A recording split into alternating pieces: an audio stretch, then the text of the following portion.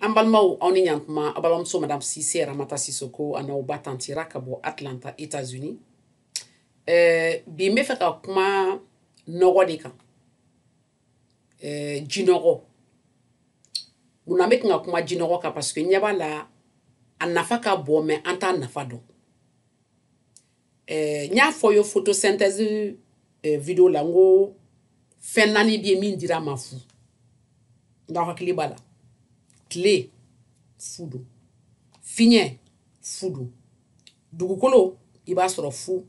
wa baji fana ye fui. Meta wululuji non seulement fudu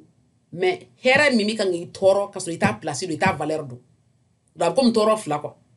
Soso bala dimogo bala obi banaki fa. Nafa bala mi fana ka bomi ito do. Donc ça veut dire que bi kan perdu chien fla.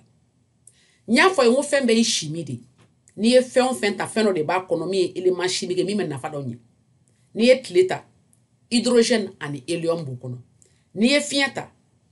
azote bokono amba fama ko nitrogène ani oxygène. Ulu be comme à peu près 99% plus fèvre gaz carbonique ni éléments.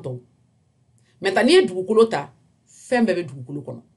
O de la sanu be bo, wari jebe bo, carbone ba fembe ba kono. Mais ni ya ta ça J nya famo hydrogène ani oxygène parce que J formule H2O. Pourquoi quand on femme pourquoi c'est important? Parce que ni mo ma femme na fulu mi bulu ka jam ika diabana kan ika dugukolo kan itaka here soro sanu iba bo iba feri jinogo ni ya bo abe komi ne here de bo dugukolo kan ka di jiruma ni e jiga sam yoro kadi mais ni e Coca-Cola ta saka glace ka kono kam yoro kadi bo jinogo wululuji ale be komi yiru ka Coca-Cola di komi ni glace ka Coca-Cola kami. Mais yoro ni to Coca valeur do c'est ka glace ka gi kona yo abi farine no ita do yo ko che sumani na yembana alors que ni ya mi ba valeur do me kan wululuji ke o de c'est ça o da ne ko fa ka nyofe pourquoi c'est important mune be wululuji kono yoro nya fa yon tle ni ata hydrogène ni hélium de ba kono hydrogène ni hélium ni ye fienta azote nitrogène abekele quoi to dron ni tekele ni so azote abekele nitrogène ani oxygène ni dugukolo ta febe bo kono carbone oxygène hydrogène nitrogène o be dugukolo no mais yiri rebe munde du yiri be sanfè la fait gaz carbonique CO2 ambe mi mbo na mi nekele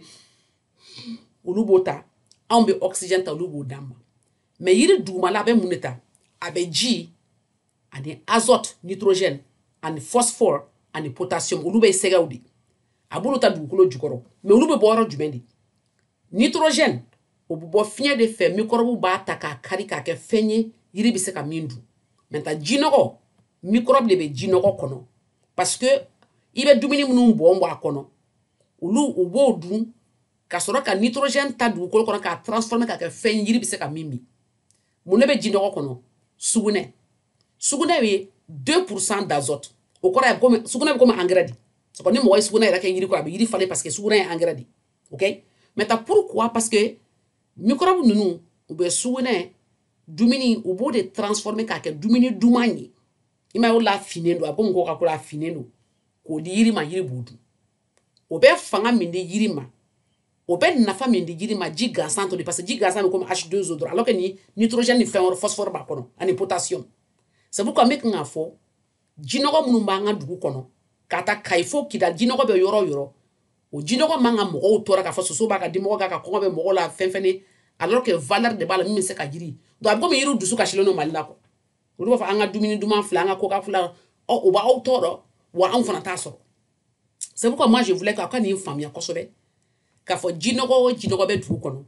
abede kan nga fara mo kan ka butel ko ka firi yoro ni me yiri fara yita nogo san ka ke yiri kora nogo ye muni nogo doron ni seulement ni a jilama yi ni a nogo jali do nogo jilama non seulement jiba le kono H2O nitrogène ba de kono phosphore ba kono potassium ba kono élément yiri ma o ba la ka fa parce que yiri tsaka fale no ya so ate azote une soro duguma nati gaz carbonique soro sanfè carbone mi aba soro CO2 o sein o de be nyagami G oxygène na ka CO e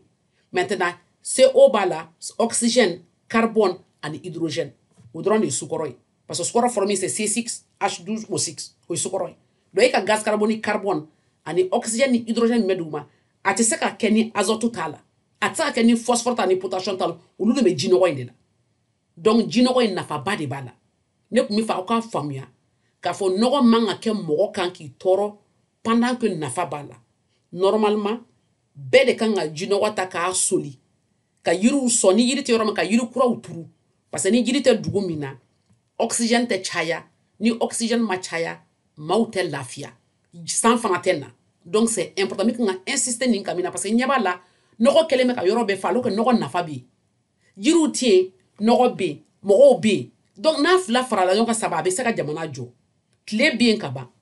o bɛ électron d'i ma ka yiri gosi n'a ye walasa ka énergie créer walasa ka ji ci fila ye ni ji cira fila ye k'a nɔrɔ CO2 la ka yɛlɛ ka kɛ sukɔrɔ ye ka kɛ mangoro bɛ lemuruba ye donc nitrogène min b'an jɛ parce que dugukolo valeur ye nitrogène de ani phosphore ani potassium olu bɛ ye sɛgɛw de olu dun o bɛ jinɔgɔ de la microbe de b'o ji la minnu bɛ dumuni min na a b'a fili a kɔnɔ ani sugunɛ minnu k'a la u b'o le transformer ka komi dumuni d'u ma komi concentré d'u ma yiri ma o bɛ se ka yiri balo donc ne tun bɛ fɛ bɛɛ k'a ta sɛbɛ la an ka se ka yiri turu an ka se ka yiriw sɔn ji la jinɔgɔ min b'an tɔɔrɔ fosse bɛ saniya dɔ bɛ bɔ bana na dɔ bɛ bɔ soso la dɔ bɛ bɔ dimɔgɔw la en même temps yiriw bɛ falen fiɲɛ bɛ saniya dugukolo bɛ saniya maaw ni bɛ saniya jamana bɛ se ka jɔ cogo min donc c'est pourquoi n ye nin kɛ pour que aw ka nin faamu bɛɛ k'i jija an ka yiri turu ka min ka ye fo Kidali jinɔgɔ an k'a bɔ yen an k'a di yiriw ma yiriw ka falen mɔgɔw ka se ka lafiya